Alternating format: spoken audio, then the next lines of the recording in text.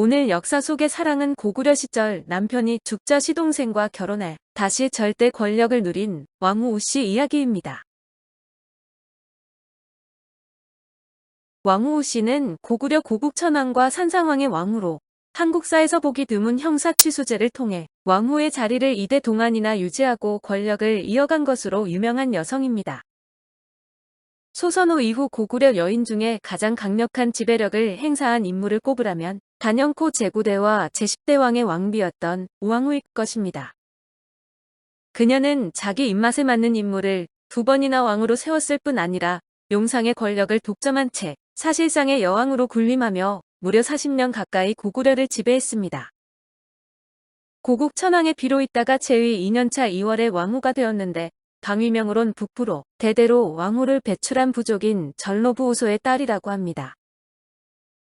다만 아직 성씨 사용이 보편화된 시대가 아니었기 때문에 우가 성씨였는지에 대해서는 의견이 분분한 편이지만 성으로 보고 있으며 오씨는 선우씨가 축약된 형태란 가설도 있습니다. 이후 고국 천왕 12년 9월에 왕후의 친척인 어비류와 자가려가 권력을 남용하는 것을 왕이 제지하려 하자 반란을 일으켰다고 합니다. 여기서 말하는 왕후가 선대 신대왕의 왕후를 말하는지 오씨를 말하는지 모호하지만 후자의 경우 상당한 권력 상실이 있었을 것으로 예상됩니다. 사실을 반증하듯 귀족 출신들이 권력에서 배제되고 안류, 을파소 등 제하 출신의 근왕 세력이 권력을 잡고 선정을 베풀었습니다. 서기 197년 여름 5월 왕권 강화에 주력하던 고국 천왕은 한밤중에 생을 마감하는데 그의 급작스러운 죽음은 왕후 오씨와 그의 측근들 외에는 아무에게도 알려지지 않았습니다. 물론 그의 사인도 밝혀지지 않았는데 당시 고국 천왕과 외척들이 강한 정치적 대립 양상을 보였던 사실에 비춰볼 때 타사를 의심할 수밖에 없는 상황이었습니다. 우왕후는 고국 천왕이 죽자 자신이 왕비로 계속 머물 수 있는 방책을 고안하는데 자신을 왕비로 받아들일 인물을 물색해 그를 왕으로 세울 심산이었습니다. 그녀에겐 대를 이을 왕자가 없었기 때문에 왕위는 고국 천왕의 동생 가운데 한 명이 계승해야 했는데 고국 천왕에겐 첫째 발기, 둘째 연후, 셋째 계수의 세 동생이 있었습니다. 셋 가운데 발기가 가장 연장자라 그가 계승하는 것이 무난했지만 우왕후의 생각은 달라 그녀는 남편의 죽음을 비밀에 붙인 채 가장 먼저 첫째 시동생인 발기를 찾아갔습니다. 그리고 발기에게 왕의 사망 사실을 알리지 않고 다짜고짜 태왕께서 아들이 없으니 이제 그대가 왕위를 계승해야 하지 않겠냐고 말을 하게 됩니다. 발기에겐 고국 천왕의 승하를 전혀 언급하지 않았는데 삼국사기 권 16, 고구려 본기사 산상왕조에 고국 천왕이 돌아가셨을 때 왕후 씨는 임금의 죽음을 비밀로 하여 밝히지 않고라고 기록되어 있습니다. 발기는 이 말을 듣고 왕후가 반역을 도모하려는 것으로 알았는데 왕비가 자신과 결탁해 형을 밀어내고 왕위를 찬탈하려는 것으로 판단한 것입니다. 발기로서는 차기 후계자에 대한 언급이 목숨을 거는 행위나 다름없는 상황이라 야밤에 찾아온 형수를 철저하게 외면했는데 신중한 태도를 보이며 반대 의사를 내비쳤습니다. 천우는 이미 흐르는 곳이 정해져 있는 법이니 경솔하게 생각해서는 안 됩니다. 다시는 그 같은 논의를 입에 담지 마십시오. 그리고 지금은 야심한 시간인데 어찌한 여자의 몸으로 궁궐 밖을 다니십니까? 이는 예법에 어긋나는 것이니 어서 돌아가십시오. 이에 우씨는 다른 동생인 연우를 찾아갔는데 발기와 달리 연우가 예를 갖추고 우씨를 맞이하자 연우의 행동이 마음에 든 우씨는 발기를 모함하는 한편 그에게 자신의 호의를 부탁합니다. 연우에겐 바로 고국 천왕이 승하했음을 알렸는데 삼국사기에 오씨를 대접하던 연우가 고기를 썰다 칼에 베자 오씨가 치마끈으로 상처를 감싸주고 두 사람이 손을 잡고 왕궁에 돌아왔다고 되어 있습니다. 다시 말해서 이미 연우와 어느 정도 정치적으로 합의된 상태라고 봐야 할 것인데 나중에 발기가 난을 일으켰을 때 백성들이 호응해주지 않았다는 기록을 보아 이 문제도 계산되었으리라 판단할 수 있습니다.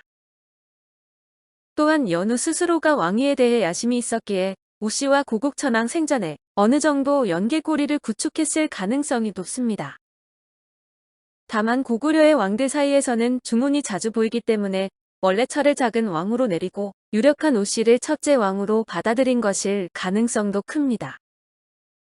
왕후가 말하기를 대왕이 돌아가셨으나 아들이 없으므로 발기가 연장자로서 마땅히 뒤를 이어야 하겠으나 첩에게 다른 마음이 있다고 하면서 난폭하고 거만하며 무례하여 당시를 보러 온 것입니다.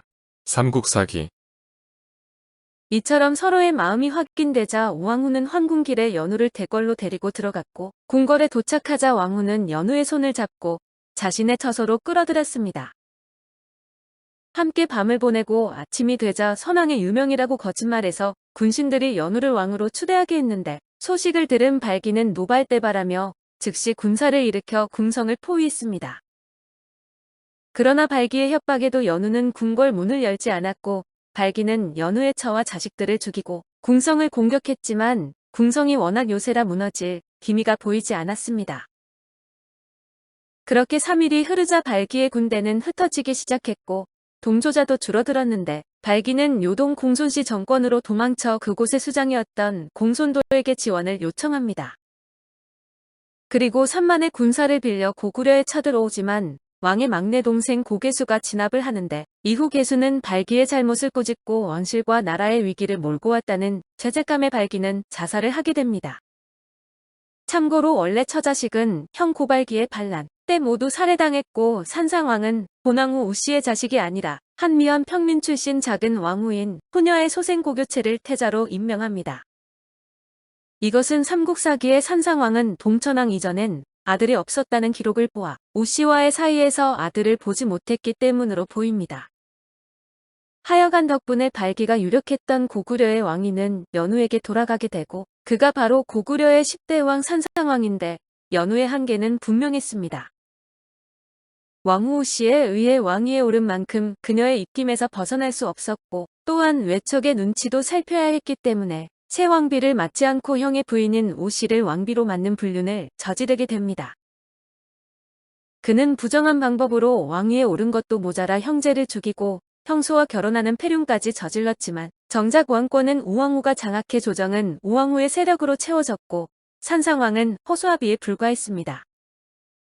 우왕후와 외척의 권력 독식은 산상왕 제위 30년 동안 계속되었는데 심지어 산상왕은 자기 아들을 태자로 책봉하는데도 애를 먹게 됩니다.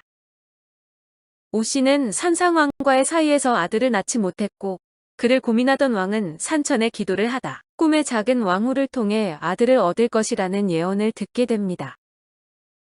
오씨의 눈치를 보느라 다른 왕후를 들일 엄두도 못 냈던 왕은 신하들에게 이 사실을 말하고 을파소는 기다렸다는 듯이 왕에게 하늘의 뜻을 기다리라고 조언을 합니다. 몇 년 후 나라의 제사에 쓸 돼지가 도망쳐 어느 마을에 이르렀는데 주통천 후녀의 도움으로 잡자 그 사실을 왕에게 알리는데 왕은 마을을 방문해 후녀와 관계를 갖고 아들을 낳으면 버리지 않기로 약조합니다. 그 사실을 알게 된 우씨는 병사를 보내주기려고 했는데 후녀는 자신이 임산부라는 사실을 병사들에게 알리고 자신을 죽이면 왕의 자식도 죽이는 셈이 된다고 말합니다. 이렇게 살아남은 아이의 이름은 교체로 그가 산상왕의 뒤를 이어 왕위에 오르는 제11대 왕 동천왕인데 교체는 5세가 되던 서기 213년 정월의 태자에 책봉됐습니다. 그의 태자 책봉에 왕후 우씨와 외척들의 반발이 심했으나 산상왕은 자기 뜻을 관철시켰지만 교체는 태자가 된 이후에 오씨로부터 갖은 학대를 받았습니다. 오씨는 사사건건 교체의 행동을 간섭하였고 때에 따라서는 골탕을 먹이거나 때리기도 했다는데 교체는 그런 환경 속에서도 덕망 있고 인내심 강한 청년으로 성장했습니다. 산상왕 28년에는 왕손 연불 12대 국왕 중천왕이 태어났고 이후 산상왕이 승하하고 동천왕이 즉위하자 그녀는 왕태후로 봉해지지만 왕위에 오른 후에도 동천왕은 오씨의 심술로 많은 어려움을 겪게 됩니다. 오씨는 동천왕이 타고 다니는 말의 갈기를 잘라놓기도 하였고 시종을 시켜 동천왕의 옷에 국을 엎지르기도 했지만 동천왕은 그런 일에 화를 내는 법이 없었다고 합니다. 오씨의 이 같은 행동은 서기 234년 9월 임종 때까지 계속되었지만 동천왕은 오씨와 불화를 일으키지 않았는데 외척들의 힘이 워낙 강해 우왕후의 손아귀에서 벗어날 수 없었습니다. 우왕후가 죽은 뒤에 그녀의 능이 조성되자 동천왕은 고국천왕의 능 주위에 소나무를 빽빽하게 심었다는데 이것은 죽은 고국천왕이 우왕후의 능을 보지 못하게 하려는 것이었습니다. 오씨는 동천왕 8년인 234년에 사망하는데 죽기 전에 유언으로 살아서 한 짓을 돌이켜보니 고국천왕을 볼 면목이 없어 고국천왕릉에는 묻힐 수 없고 산상왕의 무덤에 장사 지내달라고 했습니다. 그러나 무당이 와서 말하길 고국천왕의 아내가 동생과 합장되는 걸 보고 대노했고 세상 사람들 보기 부끄러워 자기 무덤을 가려달라고 해 무덤 주위에 소나무를 7겹으로 심어 무덤을 가렸다고 합니다. 삼국사기 권 17. 고구려 본기요. 동천왕 8년조 가을 9월. 태후 우씨가 돌아가셨다. 태후는 임종에 다음과 같이 유언하였다. 내가 행실이 바르지 않았으니 무슨 면목으로 지하에서 구경을 보겠는가. 만약 여러 신하들이 차마 내 시신을 도랑이나 구덩이에 버리지 못하겠거든 나를 산상왕릉 곁에 묻어달라. 마침내 태후의 유언대로 장사를 지냈다. 무당이 말하였다. 구경왕이 나에게 내려와서 어제 우씨가 산상왕에게 가는 것을 보고는 분함을 참을 수 없어서 마침내 우씨와 싸웠다. 내가 돌아와서 생각해보니 낯이 아무리 두껍다 해도 차마 나라 사람들을 볼 수 없도다. 내가 조정에 알려 나의 무덤을 물건으로 가리게 하라. 고 말씀하셨습니다. 이 때문에 구경왕의 능 앞에 7겹으로 소나무를 심었다. 성리학 사회였던 조선에선 인류는 어긴 악녀라는 비난을 받지만 이것은 가부장제 기반의 남성 중심적 시각이며 현대에는 자신의 욕망을 위해 능동적으로 행동해 문명을 개척한 여성이라는 평가를 받습니다. 물론 자기 권력 욕심을 위해 시동생이랑 결혼한 것이 현대에도 긍정적인 평가를 받진 못하지만 당시에는 그런 풍습이 있어서 말도 안 되는 짓은 아니었습니다. 다만 이후에도 자기 권력을 위해 아이를 못 갖는데도 남편을 감시하고 겨우 후사를 얻은 후에도 왕의 후녀와 그의 아들에게 해악을 부렸습니다. 무튼 그녀는 후세의 평가와는 별개로 파란만장한 삶을 살았기 때문에 삼국시대 고구려사의 이름을 남긴 몇 안 되는 여성 중 한 명이 되었습니다. 상당히 장수한 인물인데 고국천왕과 혼인한 180년을 기준으로 생년을 추측하자면 160년에서 165년 사이인데 234년에 사망했으니 60대 후반에서 70대 중반까지 장수를 한 것입니다. 관련 창작에 대해서는 아쉽게도 고국천왕의 5 형제 모두와 연관이 있고 권력을 쥐는 과정과 갈등도 재미있고 을파소 등의 유명한 인물도 많이 나오지만 관련 작품이 거의 없습니다. 오늘 역사 속의 사랑은 고구려 시절 남편이 죽자 시동생과 결혼해 다시 절대 권력을 누린 왕후 씨 이야기였습니다. 감사합니다.